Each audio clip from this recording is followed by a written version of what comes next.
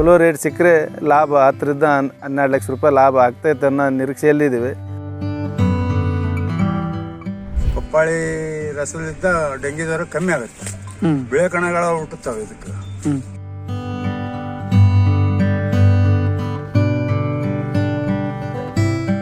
Papaya ಹಣ್ಣು ರುಚಿಗಷ್ಟೇ ಅಲ್ಲದೆ ಆರೋಗ್ಯದ ದೃಷ್ಟಿಯಿಂದಲೂ ಒಳ್ಳೆಯದು.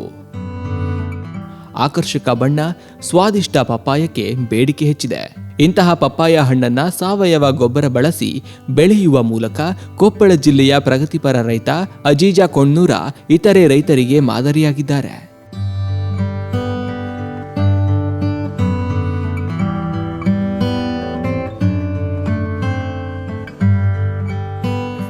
ನನ್ನ ಹೆಸರು ಅಜೀಜ್ ಕೊಣ್ಣೂರ್ ಅಂತೇಳಿ.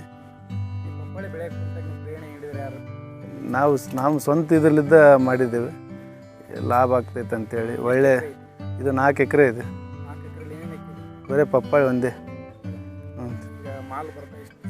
ಈಗ ಮಾಲ್ ಬರಕೈತಿ, ಈಗ ಒಂದು 2 ತಿಂಗಳಾಯ್ತು.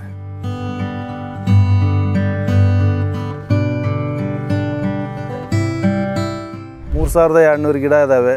ಇದು ಒಂದು ಗಿಡಕ್ಕೆ 50ರಿಂದ 60 ಕಾಯಿ ಕುಣಿಸುತ್ತೆ. ಇದಕ್ಕೆ ಡ್ರಿಪ್ ಮಾಡಿಸಿದ್ದೀವಿ. ಇದು ಮಹಾರಾಷ್ಟ್ರಲಿದ್ದ ಅಗಿ ತೊಗೊಂಬಂದಿವಿ. 12 ರೂಪಾಯಿಗೆ ಒಂದು ಅಗಿ ತಂದಿದ್ದೀವಿ. ಇದು ಚಲೋ ರೇಟ್ ಸಿಕ್ಕರೆ ದೊಡ್ಡ ಲಾಭ. ರೇಟ್ ಈಗ ಕಮ್ಮಿ ಇರೋದ್ರಿಂದ ರೈತರಿಗೆ ಸ್ವಲ್ಪ ಲಾಸ್ ಇದೆ. ಇದರ ಖರ್ಚು 4ರಿಂದ 5 ಲಕ್ಷ ರೂಪಾಯಿ ಖರ್ಚಾಗಿದೆ. ಈಗ ಆಲ್ರೆಡಿ ನಮಗೆ 1 ಲಕ್ಷ ರೂಪಾಯಿ ಪೀಕ್ ಬಂದಿದೆ ಆಲ್ರೆಡಿ. ಇನ್ನೂ ಮುಂದೆ ರೇಟ್ ಸಿಗ್ಬೋದನ್ನೋ ನಿರೀಕ್ಷೆಯಲ್ಲಿದ್ದೀವಿ. ಚಲೋ ರೇಟ್ ಸಿಕ್ಕರೆ ಲಾಭ 10ರಿಂದ 12 ಲಕ್ಷ ರೂಪಾಯಿ ಲಾಭ ಆಗ್ತೈತೆ ಅನ್ನೋ ನಿರೀಕ್ಷೆಯಲ್ಲಿದ್ದೀವಿ.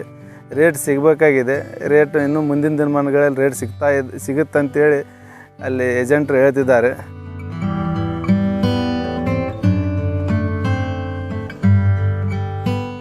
ದಿಲ್ಲಿ, ಮುಂಬೈ, ಕೋಲ್ಕತ್ತಾ ಸೇರಿ ಹಲವು ರಾಜ್ಯಗಳಿಗೆ ಈ ಹಣ್ಣುಗಳು ರವಾನೆಯಾಗುತ್ತಿದ್ದು ಸ್ಥಳದಲ್ಲೇ ಖರೀದಿ ನಡೆದಿದೆ. ಒಟ್ಟು 200 ಟನ್ ಇಳುವರಿ ಬರುವ ನಿರೀಕ್ಷೆ ಇದೆ ಎನ್ನುತ್ತಾರೆ ರೈತರು.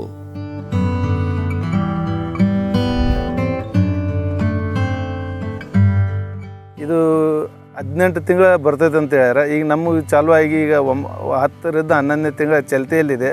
ಇನ್ನೂ 5ರಿಂದ 6 ತಿಂಗಳ ಮಾರ್ಚ್ ಏಪ್ರಿಲ್ ಮಟ್ಟ ಬರ್ಬೋದು ಇದು ಅಂತ ಹೇಳ್ತಾ ಇದ್ದಾರೆ. ನಾವು ಬಿಟ್ಟರೆ ಮುಂದೆ ಬರ್ತೈತೆ, ಆದ್ರೆ ಈ ಕ್ವಾಲಿಟಿ ಮುಂದೆ ಬರೋಗಿಲ್ಲ. ಸಣ್ಣದು ಬರ್ತೈತೆ, ಕಾಯಿ ಸಣ್ಣದಾಗ್ತಾಯಿದೆ. ಈ ಸ್ಟಾರ್ಟಿಂಗ್ ಏನಿರ್ತೈತೆ ಎಂಡ್ ಟೈಮ್ನಲ್ಲಿ ಬರೋಗಿಲ್ಲ. ಈಗ ಇರೋದು ದೊಡ್ಡ ಕಾಯಿ, ಈಗ ದೊಡ್ಡ ಚಲೋ ರೇಟ್ ಸಿಗ್ತೈತೆ. ರೇಟ್ ಸಿಕ್ಕರೆ ಡಿಮ್ಯಾಂಡ್ ಇರ್ತೈತೆ.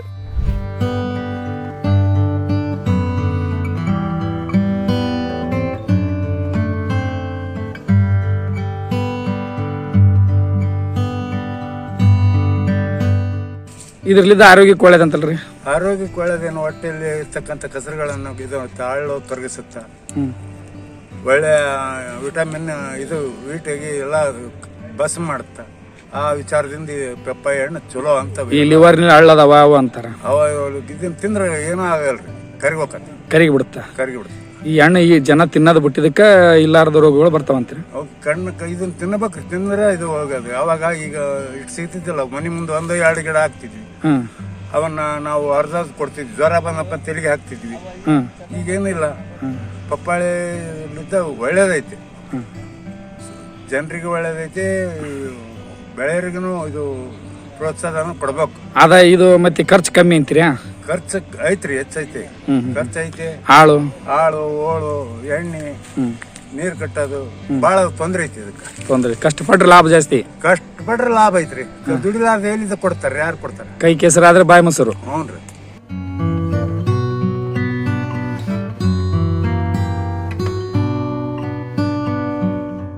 ಆಯುರ್ವೇದಕ್ಕೆ ಡೆಂಗಿ ಜ್ವರಕ್ಕ ತಪ್ಪಲ ಕುಡಿಸ್ತಾರ ಇದನ್ನ. ಮತ್ತೆ ಆರೋಗ್ಯಕ್ಕೆ ಹಿತಕರವಾಗಿರ್ತದೆ. ಪಪ್ಪಾಳಿ ರಸದಿಂದ ಡೆಂಗಿ ಜ್ವರ ಕಮ್ಮಿ ಆಗುತ್ತೆ, ಬಿಳೆ ಕಣಗಳ ಹುಟ್ಟುತ್ತವೆ ಇದಕ್ಕೆ. ಈ ಮುಂಚೆಕ ಹಿರಿಯರು ಪಪ್ಪಾಳಿ ಹಣ್ಣು ತಿನ್ಬೇಡ, ಈಟ್ ಆಗತ್ತಂದಿದ್ರಲ್ಲ, ಅವ್ರಂತಾರ. ಆದ್ರ ಪಪ್ಪಾಳಿ ಹಣ್ಣು ತಿನ್ಬೇಕು, ತಿಂದ್ರು ಈಟ್ ಈ ದಿನದಾಗ ತಿಂದ್ರೆ ಏನೂ ಆಗಲ್ಲ. ಆದ್ರೂ ಒಳ್ಳೇದು, ಆರೋಗ್ಯಕ್ಕೆ ಒಳ್ಳೆಕರ. ನೀವು ಪಪ್ಪಾಳಿ ಹಣ್ಣು ತಿಂತೀರಿ? ನಾವು ತಿಂತೀವ್ರಿ.